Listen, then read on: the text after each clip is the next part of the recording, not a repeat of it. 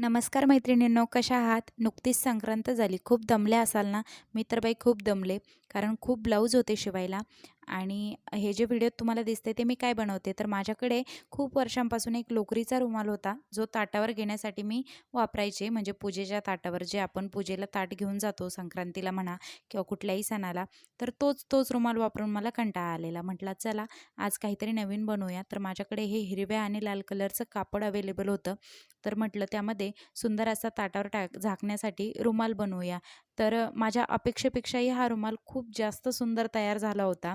तर त्यासाठी मी आपल्या घरातलं जे मोठं ताट आहे त्याच्याने माप घेतलं, गोल अस्तरवरती कट करून घेतलं. मेन फॅब्रिक पण त्याच आकारात कट करून घेतलं.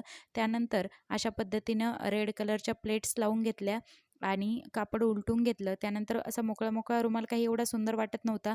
त्याच्यावर माझ्याकडे तशाच कलरची कॉन्ट्रास्ट कलरची लेस अवेलेबल होती, तर ती मी लावून घेतली. छान गोल अशी पण एक लेस लावून घेतली गोल्डन कलरची, आणि हा रुमाल अतिशय सुंदर तयार झाला आहे. तुम्हाला सुद्धा असा रुमाल हवा असेल तर मला DM करा.